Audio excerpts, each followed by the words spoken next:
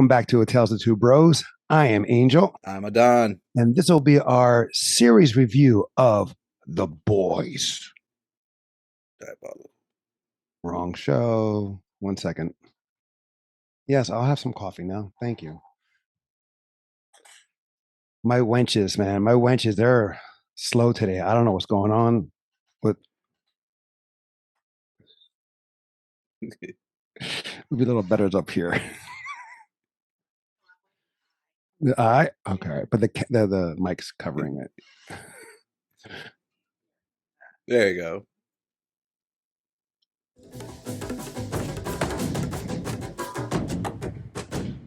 Spoilers: season 3 has finished, and we haven't done a season 1 or season 2 review. But I think it's best, or it's okay to say that we can cover all 3 seasons. Yeah. Okay. Have you read the book? Not completely through, but I am familiar with the storylines and the main punch points of the book. I read the books, not all of them, of course, but I got the graphic novels. It came out a while ago, but when I read it, I was into I want to say the anti-hero, but The gritty. well, no, it's like where heroes are not what they seem to be. There's a lot of books out there. Mark Wade, I believe, brought in like Irredeemable. Yep. That's a Incorruptible. All those. right. That was like that criminal that turned hero, and where the Irredeemable was hero that became criminal. Yeah. And they had the power. He had the powers of Superman, things of that nature, similar to here with Homelander. And this was written. Who was this written by again? Garth Ennis. Garth Ennis. Oh my God. And it's kind of like where is a combination overall in a sense like Watchmen, who watches the Watchmen Yeah. kind of thing. If Super Friends, Justice League, if they turn bad or they're doing their good deed, but behind closed doors, they're a completely screwed up group. You're right. You're not wrong. But when I read it initially, I took it as celebrities behind closed doors. You can definitely take it like that. And where everyone has a front, but again, behind closed doors, they live a dark or wicked or Not the life we crazy. imagine. Correct. From what I remember from reading the comics, is that like Butcher and Huey and that crew were more like the police of these superheroes. Not saying they're arresting them, but if they do anything wrong, they're there to they'll Put them in take their pictures. place. Yeah, exactly. They put them like step out of line. You'll be exposed. And the comic was lack for a better term, porn and graphic. It was very violent in the comics. It was very, I would not say there was like, I can't remember there was like graphic nudity, but the sexual Yeah. suggestions and all that stuff, how they place the heroes and or the sexual positions and stuff like that. That was like, whoa, that caught me off guard. Granted, I did read this as an adult, but growing up reading like DC, Marvel, some Yeah. Image comics, and you read something like this, you're not used to that. Correct. It was so graphic in the comics that this last season, The Boys came the closest to what they Yes. would do in the comics. And even the animated series Diabolical that they did, which was graphic in itself, was pale in comparison to what they would do in the comics. Infamously, there was one scene in the comics where Huey, because in The Boys, the main cast have a powered down version of the V, and Huey punches a fist through one guy. Mm-hmm. And it turns out the guy was holding like a hamster or a gerbil in his butt. And then Huey adopts the gerbil or hamster and raises it as his own pet. And it was all by accident. Well, he does that in season 3 when Huey gets the powers. Yeah, well, no, but it's different. It's different. Well, of course, it's different, but it's similar in the sense he does punch a guy straight through. Yes. Right. But not through the head. In the comic, Huey was influenced, like in the Ultimate Marvel edition, Nick Fury was influenced by Sam Jackson, which later on became this real Sam Jackson to be in the movies. Sure. Here you have Simon Pegg was the influence for Huey. He's in the series, but not as Huey. He's actually Huey's father. All-star cast, and well, not necessarily all-star cast, but you have Carl Urban from Star Trek and from Judge Dredd. He made a Marvel and Thor Ragnarok. Hmm. You have here also, I can't remember the Asian girl's name, They call her the female the female. in Well, the she's comic. also in from Suicide Squad, the first one. And then you have Quaid, who's the son of who's playing Huey. He's the son of Meg Ryan and Dennis Quaid. Mother's Milk, who I don't remember seeing him in anything else. What I like about him is very Afrocentric. His shirts, I don't remember how much it is in the comic. Again, it's been a while since I do have them in my boxes, so deep in my comic book boxes. But he's wearing like a Public Enemy T-shirt. He's running Run the DMCs. Yeah, and then you have the Frenchie. Frenchman, the Justice League parody or spinoff, Homelander representing Superman, Noir representing Batman in a way. The Deep, who's representing Aquaman, A-Train representing The Flash. Maeve is Wonder Woman. At the end of season 3, you have a Captain America character spinoff. You have the Wonder Twins in season 3 Mm-hmm. from the Super Friends cartoon era. I would think in season 2, there was like a Green Lantern kind of guy. He had a lantern, but wasn't Green Lantern or anything like that. But he had like a power that came from a lantern. In the comics, he was more like that Torchlighter, I think he was, or Torchlight. Mm-hmm. And in the comics, they killed off his character and then came back like as a kind of zombie-like character. But in the show, he did come back in season 2. Everybody thought he was dead in season 1. So the guy who played him was, well, he's a twin. So I can't remember which one he is because he and his brother were either on Smallville as Jimmy Olsen or X-Men as Iceman. Oh, then you have from the first series, the first season, the Invisible Guy. Who did he represent from the Justice League? Oh, Martian Manhunter, I will say, because Martian Manhunter can go invisible. Okay. That's the closest I can think of. But the first season was awesome. I liked it. The second season I had trouble with, and I loved the third season. What about you? I can agree with that. I like first season, it came out with a bang. Season 2 was good. I don't get me wrong. I did enjoy it, but there was highs and lows to it. It was just felt like this is just good through. Season 3 came out swinging for me. It's like when you're watching a fight, you see like, oh, okay, he came in with a jab, then he did a feint, and then he came in with a hook, and I'm like, oh, right.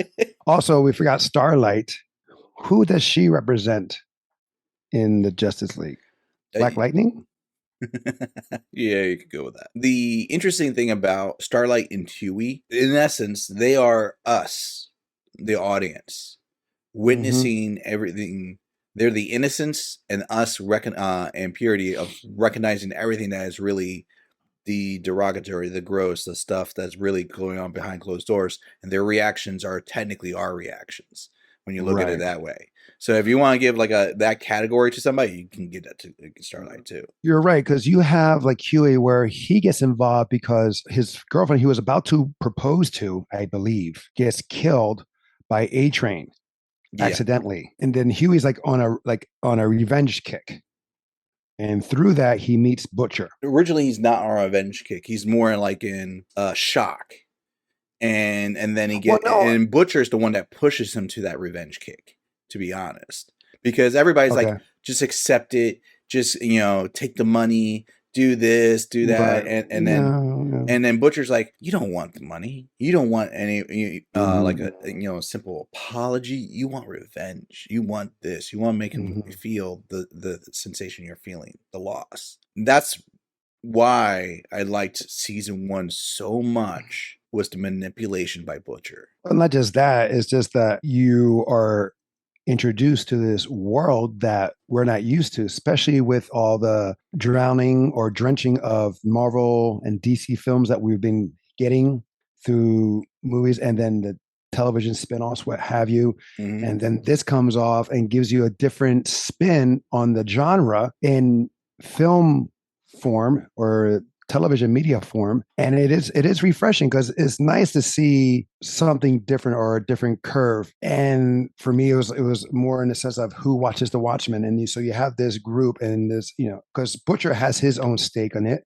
Yeah, everyone that's counter the Seven, because that's the group of the heroes name, they all have their own reason why they're against these heroes. You have Butcher against Homelander, Eminem or Mother's Milk is against Soldier Boy.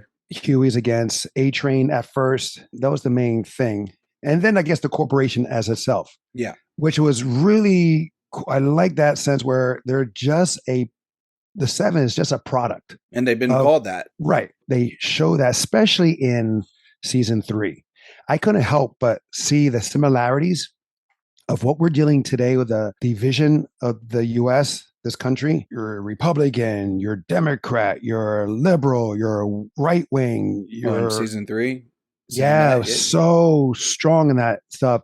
You're pro-Trump, you're anti-Trump, you're pro-Biden, like that, especially the last scene of the last episode of Caesar, where Homelander kills a protester. And it falls into that line where Trump has said several times, or he said it once, I guess, and then they replayed it several times. I can shoot someone on Fifth Avenue and my supporters will not leave me. Yeah. And they did that and they showed it and then they cheered for him. And Homelander's like, wow. And he was like Trump, Homelander. And it says, what's my poll numbers? This is very big in season 3, where you see that where Starlight was getting higher numbers than him and he was getting furious. His ego was getting shattered. And seeing that whatever he did that would scare people or got his PR people concerned, the fans loved it. They ate it up and his poll numbers went up again. Yeah. It's showing that corruption is a good thing. It gets people's attention.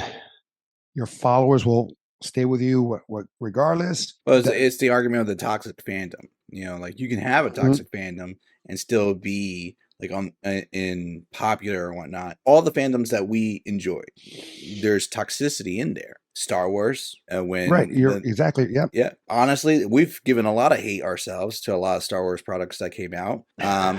Where others love it, and no matter what. There's a difference between being critical. And then there's a difference between toxic, and there is that aspect there. It happens in Marvel, it happens in DC.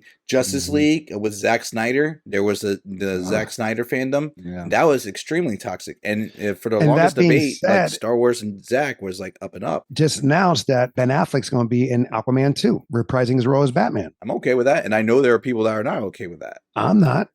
There you go. The reason why I'm not okay with that is because people think Ben Affleck is great as a Batman, but he's not. If you look at the film again, he doesn't capture Bruce Wayne in any, or Batman in, well, maybe Batman, but not in any Bruce Wayne persona was presented through the years, through comics, through movies. It was as if he was not have a secret identity. It's like you kind of knew he wasn't being secretive. He wasn't, it was just, I'm sorry, but that's just me. As Batman himself, I mean, I would dare argue that's the script, not Ben Affleck, because like the script called for him just to show up at Flash's door without cape and cowl. Right. But like the thing is, like, Bruce wouldn't expose himself so easily. Oh, I agree. Especially in the beginning of like forming the Justice League. But that's on the writers. I understand. And they're wrong for it. And of course, an actor has a job to do. He has to do what's being told, what's on the pages. But I just felt like Ben Affleck missed the point a lot of times of the character. Batman himself, okay, not so bad, but as Bruce Wayne, I know we're going off tangent, we're going off our topic here, but again, when he meets Martian Manhunter in the Zack Snyder cut, and he's like, he wakes up and he's like just okay that someone just knocked on his door saying that he's Batman. Yeah, no security, no warning, no like perimeter breach, and he's like, and you are the Bruce I know.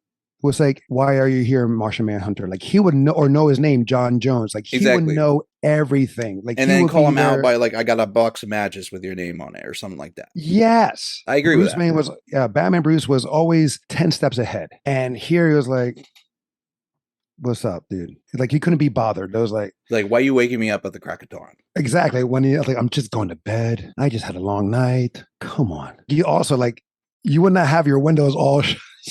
If the sun is coming up and you need your sleep, your windows will not be uncovered. But that's why I'm glad that Ben Affleck didn't do his own Batman film, because if he was using that as his lead, as his influence, it would have been a crap show.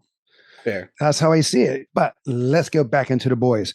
Now, season 3, like you said, kicker, it came off, like you said, with a melee. It caught me off guard when Mhm. the Ant-Man parody character went inside the Yes. guy. Mhm. And I was like, oh, they're going here right now so soon. They're going right where the book is. And then they kept going with more home runs. I do have a little thing with the V. It makes sense. I mean, granted, when the boys were originally written is different. Here, they have more time to hash out some more details, to hash out some here's and there's. And I do like how they approach it because in the comic, V was administered by pill. It wasn't injected. Depends. When they Well, gave Butcher had pills, I believe. Butcher, no, I had an injection, I believe. Oh man, I can't remember. I remember him taking a pill. Sorry. I want to say he injected Huey, like before Huey had a chance to say no. Oh my gosh, it's been so long. It's been a hot minute. Okay. Um, I thought that was a pill, and then he would take it. Granted, now we see here when it's since the V in this show is not FDA approved, there are severe side effects. correct. And their brain leaking out of the ears and nose. I was like, kind of gross. Do you remember your favorite moment in season 1? The intro scene, the very first scene, Oh my god. the A Train and his. We oh, talked about it. The reason why it's my favorite moment is because it's slightly different from the comic, but it captured what the comic was in such a short period of time because it was like this mundane moment, this really basic moment, and then all of a sudden, like it goes freeze frame or like super slow mo, and then you don't see what happened to the girlfriend. You just see this splatter of blood that's coming across, and then it pans out, and then you see like bits and parts of the girlfriend as it's flying in the air and whatnot. And right. so that was a moment that like hooks me, captured me, and got me. And Right. on that season, Yeah, I agree. It's different than like in say Invincible, where that it show. waited till the end of the Waited to episode the one. end, right? It like I said before, when Kim watched it and she was like, and then the episode epilogue scene, and she's like, what? Wait, what? What? It's like it just flipped the switch. What you thought you knew got flipped over to his head. And here, yes, you get it pretty much right away that this is not your normal superhero show. Even though you and I were kind of like expecting something like that, to see it happen, still surprising and still shocking. Absolutely. For me, it was more where they capture. Well, it deals with the invisible dude, Translucent. where Are you talking he about with Huey and the grenade? both in the sense of Oh, where they capture him in the shop. oh, how they capture him. Yes. Right, how That they was also a capture good moment too. that was, and then that yes, where the guy's pushing his buttons, calling his bluff, blah blah blah, and Huey being that timid person, not afraid to speak his mind, afraid to shout, if you will, he lets go and then kills Translucent. What about season 2 for you? Homelander, he kidnapped his son. Oh, and then they wait a minute. kidnapped. Oh, Wait a minute. go Not ahead. that one. Oh, I got another one for season 1. Oh, go ahead. You can revise. Well, I mean, it was showing how mental Homelander was. Oh, He kills the one he loves.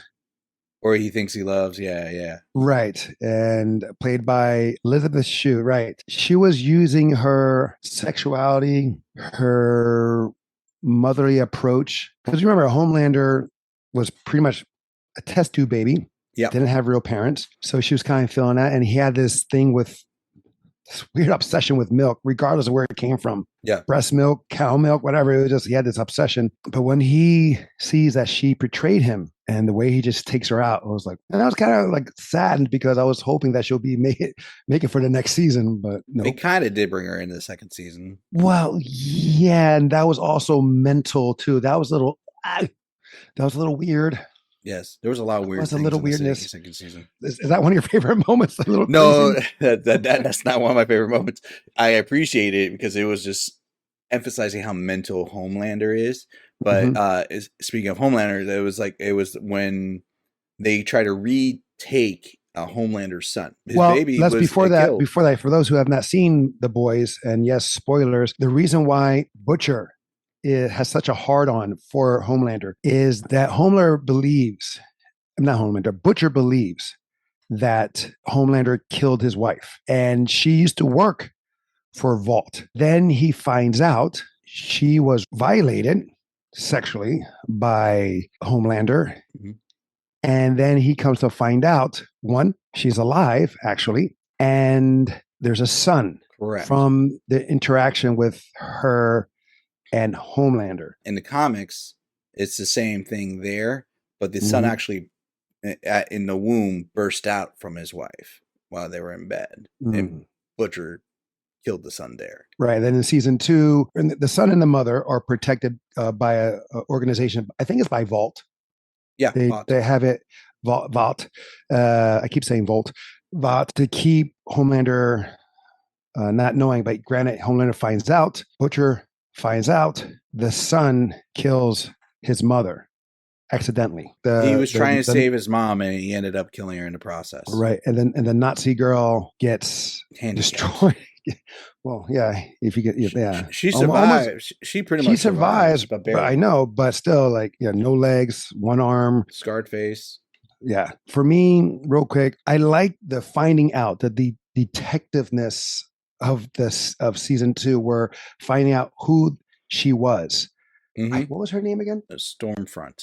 A guy in the comics. She was a Nazi sympathizer, a right hand to Hitler or left hand to Hitler, that she covered up because she doesn't age. Try to coerce Homelander, and it was working. They just covered up in front of people. But the fight with her and the girl and Starlight, that was cool. That was one of my. I guess I'm trying to remember the whole season. It's kind of hard to remember that. Where all the female characters are actually Maeve. The female Starlight all fighting Stormfront. I also do like the one where Homelander comes to the house and he's like, "Where's my son?" That's what I was talking about.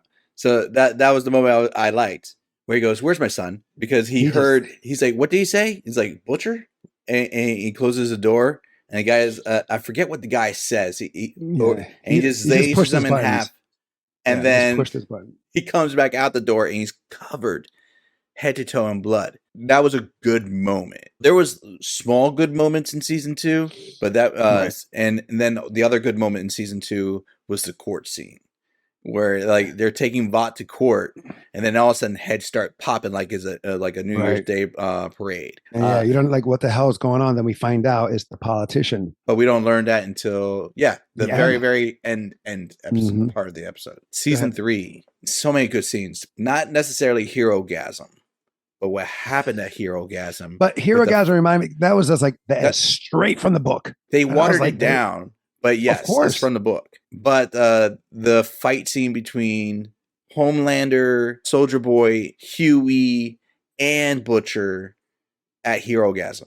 That fight, I was like, yes. It was a good fight. Just real quick about his powers. In a sense of, it's not like how it was in the comics. All right, because he opens up, he throws his beam. A lot of it damages the heroes or villains, whoever he hits, but also depowers them. And I was just wondering, does he take those powers? Because if he did, wow, he would have been definitely overpowered. I don't think I think it's more like a recharge. Think of like the Superman solar flare. Let's go of all his solar energy at one moment. He becomes almost human at that moment. And then a day or two later, he's back on full charge. Yeah, but not Soldier Boy, though. No, Soldier Boy, in the comics, Soldier Boy was like Captain America, but amped up. And then in actuality, in the comics, Soldier Boy doesn't live from the old time to now. There's different versions of Soldier Boy over the years because there was just other people taking the mantles or clones. Right. Here it's the same guy, and I think it's just that his powers just evolved because he was constantly being experimented on. Sorry to cut you off. That reminded me of Captain America, of course. Yeah. But also Winter Soldier. No, I got the Captain America, Winter Soldier, and a little bit of Havoc. Because that was like seeing the chest irradiate like that. I'm thinking Havoc from X-Men. And he just explodes. Well, Um, what I'm talking about in the sense of like they're always like experimenting on him and stuff like that. That was something more like Winter Soldier to test his limits and stuff like that. And again, the chamber to freeze him. And granted, they didn't use him. I don't think they used him periodically like Winter Soldier, but they kept him frozen like Winter Soldier and Captain America. And you can't help it. Like the helmet's very similar to yeah, Captain America he's and the shield. clearly designed after it, and it was even like that in the comics. He was red, white, and blue with like a shield and like fins on his Mhm. head. Like he looked like Captain America, but here he looked Yeah, cool. it was the same guy from Smallville and from Supernaturals. Jensen Ackles, yes. He did a great job. Wow. I loved his character head to toe. As when they Yeah. brought him in, the cockiness from the youthful version of him to the Hmm. now, and like just how gritty he was. Oh, It was fantastic. let me just say this also season two, in comparison to season one and season two, I mean, sorry, season three, in comparison to season one and season two, you have more, I would say, A-list stars showing up in this season. They had Seth Green show up. They had other Seth celebrity Rogen. Seth Rogen. Yeah, Seth Green didn't show. Seth Rogen. Yeah, no. Uh, Charlize Theron. yes, the That opening caught me off guard. I episode. was like, what? I was like, wait a minute. She just did Doctor Strange, and now she's in this. Now, granted, it was for a movie, and she was playing Stormfront, the Yeah, movie version. You have Paul Reiser, who's like getting his second win from doing Stranger Things, and you have who else was on there? Yeah, Seth Rogen. We said, and there was Pat. another. I'm sure Pat Oswalt was on there. He's on all of them. I think he was. Was he? He probably Yes, he was. was. He was. I think yes, he made an appearance, a cameo Mhm. on that one too. And I was like, this mother freaker. He's like in everything. But it was just like, wow, this is like really amping up with cameos or Easter eggs in that sense. Oh, you have the girl who was his love interest, or that he thought was. Yeah. I forget her name though. Yeah, but she's from The Walking Dead. Oh, was that And Carl's mom? no, she had a sister that died, I think, in the first season. Okay, I got you.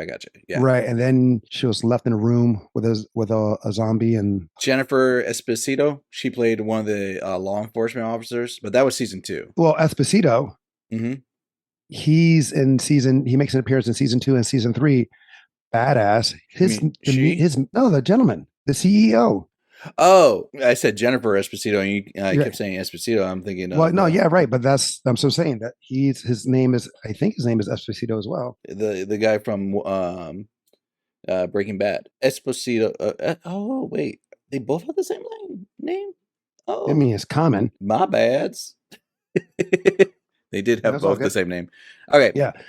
Anyways, like pick a scene from season 3 that you liked. I named one, the fight scene. I mean, there was a lot of other good scenes I loved about that season. Herogasm was cool in that fight scene. I mean, Mother's Milk, he was just becoming delusional where he thinks he can take people down, superpower people down where he has none. He was so obsessed and so focused trying to take down Soldier Boy that I was like, dude, you're not going to be able to do that. Well, I mean, arguably he was still functional in the sense that he knew to like help people over like helping, trying to get his revenge. But like it's a thing that is a trauma that is based on his life. It's like the Butcher complex. Butcher has that same complex, but where a Butcher will be willing to sacrifice almost anything in order to accomplish that goal. Right. And there's only like a handful of things, like literally a handful of things that might not let him do that. When Maeve and Homelander went to town, that fight scene was pretty badass. And I also enjoyed the moment that led up to that. But I was hoping at one moment that I guess I couldn't because I guess maybe it's a copyright infringement. But I was hoping that she would do the Wonder Woman bracelets bang. True. I was hoping to. But she did do the deflect with the bracelets. Right. So I was hoping if she could do that, she could have done something similar, and that would have been awesome. Because like, come on, do it. And even though I do like that fight scene when Homelander takes out her eye, and I'm like, just do this. Just lean your, because he didn't grab her head. She was holding his hands, and he was able to put his thumb in her eye, and all she had to do was move her head out of the way. I was like, because she wasn't like, her back was not against a wall. Yeah. She was not on the floor. I was like, really? I mean, I guess she had to lose an eye to make it a more serious moment. But she also did that one move that was like, I didn't anticipate. She hit him in the balls. I was like, Well, yeah. yes. Oh, this is what I want to talk about real quick. So a little behind the scenes I found out. So when Soldier Boy Eccles Yeah, find out that he was getting the role, he started hitting the gym I heard to about get this. yes, and he to get pumped up, to get muscular and all this stuff. And And he did then get in shape. He got yeah, I mean, he was in but shape before, but he got like right, a little bit more jacked up. right, but not as he would, if he was told to stop. Because he was like, I'm getting jacked up. I'm killing myself. I guess the guy who plays Homelander was like, was it him that told him? I think it was him that told him. It was like, Yeah, why? You're wearing a muscle suit. And he was like, fuck me. All right. So he was like, and he stopped. And they showed it in a way where Homelander is naked and he's a scrawny guy yeah, and he wears a muscle suit, which makes sense to me. If you're enhanced, you don't need big muscles. It's right there. Granted, yes, it shows and physically appealing. Again, if you're enhanced, if you can fly, if you have super strength, you don't necessarily have to have big muscles. And especially if you're wearing a costume that has that to show off to intimidate. He had some shape. Yes, he was in shape, but it wasn't like if he kept on going, he would have been probably more ripped, like more that dense. MCU shape. Right. And I think that's what he was trying to initially go for. And he was like, no, man, it's not like that. There's so many good scenes in this. You have the thing with Frenchie and his backstory. That was good. Yeah, Yes. Then the girl, so she took a permanent serum to get her powers back because she wanted to protect her family. she did. Correct. So how come the permanent solution was not available for Butcher or Huey, whoever took it? Why wasn't that option for them? Well, here's the thing. Remember, the female was an experiment to see, and that was also part of season 2, where they had the insane asylum. The idea was, what happens if you introduce V to adults and not to infants? Remember, they had failures. So the likelihood of success was more receptive to introducing compound V to an infant than it would be to an adult. And the failure could range anywhere from, yeah, you had severe pain to it was no powers to Mm-hmm. you explode. Like that's why I was kind of interested in what happened with the politician's daughter because she injected her Mm-hmm. own daughter, but you never Right. see her afterwards. Correct. And I'm That is like, true. she didn't make it sound like her daughter anything happened negatively to her daughter. But I'm like, girl, But what wait a happened minute. to your daughter? The daughter had powers, right? No, she didn't. She injected her with compound V. No, but wait a minute. Hold up. I thought, for some reason, I thought she said to her She said to stepfather, she's no, no, what, and for those who are listening, watching, let us know if I'm correct or wrong, because I thought she said, shh, she found out she can kill me. And this was before the injection. So I already thought she was superhuman. no. She said that Because when to Esposito. she told her daughter on the bed, I remember she told her daughter, she's like, this is to make you strong, and so you can be like us or something like that. Okay, I may have to see that scene again the conversation because I thought she was talking about her. Like if she heard something, like she'll rip me apart or something like that. I don't know. I don't I well, I don't remember remember it now. that part. I will say that was another thing about The Boys that I did love. So you have your main storyline that everybody focuses on, but there's sub Right. stories that are happening that are Mhm. arguably just as compelling and just Oh as my God! good. Yeah. Yes. So like that part where you and I are going back and forth, that's a sub story, and Hmm. now we're like, holy shit, what? Oh, now we got to rewatch that and like see that just Hmm. because of that. So The Boys is threaded with all that stuff and intrigue. I dare say the show The Boys is arguably better than the book at this stage. Where at first, Yes. season 1, people would say the book is better than the show. Hmm. Yes, you had more to expand, but by season 3, I am siding to the show because I am more intrigued about what's VOD American doing, what's happening with Right. the side characters, what's happening with Homelander. Will they bring back Soldier Boy? I hope they bring back Soldier Boy because Jensen Ankles, you killed it. He did a great job, but Soldier Boy is such a threat right now in a sense of everyone because since he can, just like Winter Soldier, he can snap if he hears a certain song. Yeah, he has they call it out. He has PTSD. Not just that, but it's like when Winter Soldier hears these commands. Well, now he's trained to not to be overpowered by that or controlled by that. Soldier Boy doesn't have that. He doesn't know. He blanks out. Yeah, he triggers.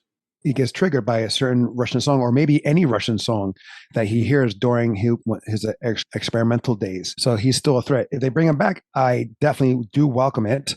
Unlike the book is dated.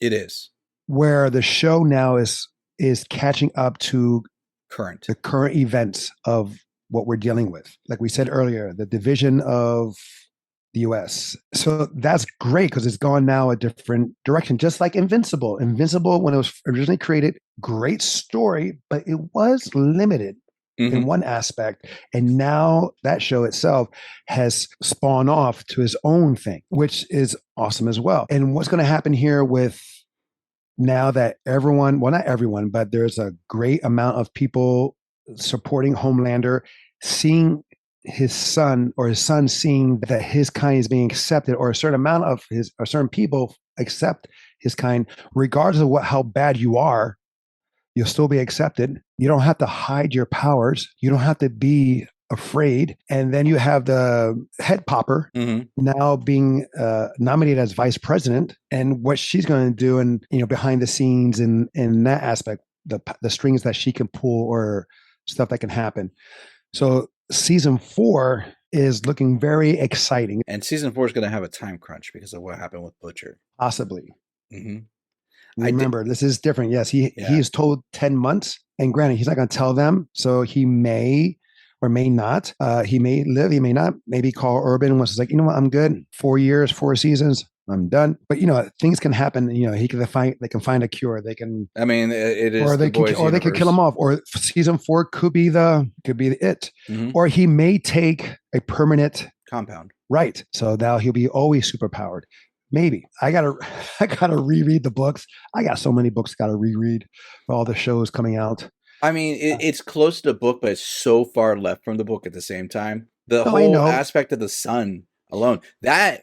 To me, the sun is a credible threat just as much as Homelander. When we see the end and the sun is smiling or starting to smile, that reminded me of the, what's that movie that came out? If Superman became bad. Brightburn. It was, yes. And I never saw that movie, by the way. Very good. I saw it. I had a terrible time viewing it because we had someone high in the audience laughing at almost every scene that should have been serious.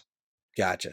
So you couldn't take the movie serious. So it was like that because he was kept. It was like shut the F up, dude. But it was a good story. Again, it's just like, what if Superman became bad?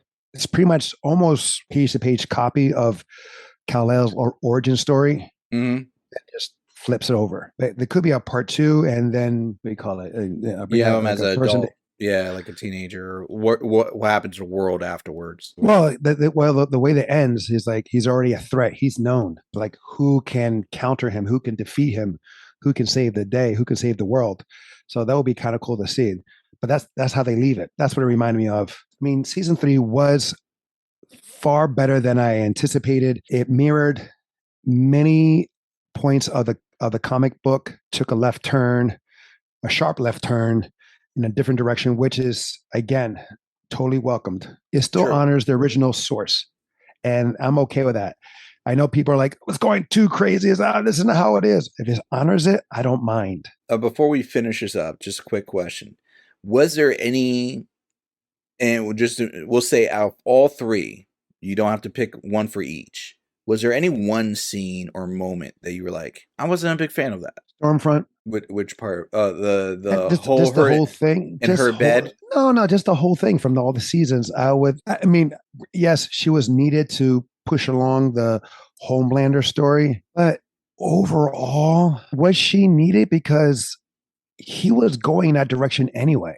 He was. I think the biggest point for Stormfront for me was when she was trying to chase down Yumiko. That was her name. Yeah, there we go. Yumiko. Finally. She was chasing down Yumiko's sibling, and she was killing everybody in the hotel, the apartment building, because they were of ethnicity in the process to kill Yumiko's sibling. That was Stormfront's highest moment, but everything else seemed a little bit forced or mundane. Yeah. Yeah, I can agree with that. I do like I felt finding like out. I I'm felt like sorry. well, I'm just gonna say I felt like Yeah, Black Noir, like we had all this hype lead up and whatnot, and then all of a sudden that was it for Black Noir, and I was like, but I liked it. I liked his backstory. I liked it and I hated it at the same time because I was like, oh, we got all this and this is all that happened, but at the same time, I'm like, it kind of fits. And it shows, like, like, even though he's a killer, he's very fragile. In season 3, we were able to understand him more, where he's seeing cartoon characters where we see nothing if we're around him, but he is seeing other things. Yep, it's a coping mechanism because like Right. he Well, literally had trauma well, yeah, he's dealing with PTSD and every probably every day, and parts of his his brain mind. is, well, yes, yes, from that explosion from back in the day. You had that. Oh, the deep also in season. It Season was two, funny. Season 3. season three. Oh, with the Yeah, octopus. the octopus, and he's because it goes into that line where Aquaman has sex with his fish. Yeah, They always go to that meme. They talked about it in season one.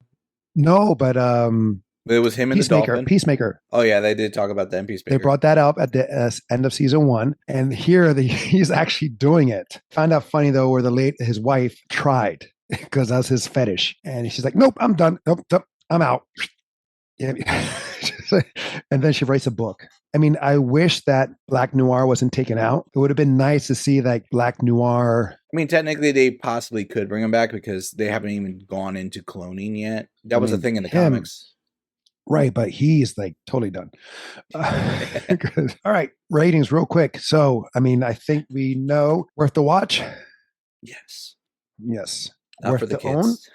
Not for the kids. Yes. Oh, This show is absolutely not for children. definitely not. This is definitely adult theme, and that's the crazy part about it, because I know Invincible is a cartoon, but that's definitely not for kids. Mm-hmm. This is a show about superheroes. Just know that for those who are listening, watching, have not seen the show, and you want to watch it. I mean, if you want to watch it and you're under the age, don't let your parents know.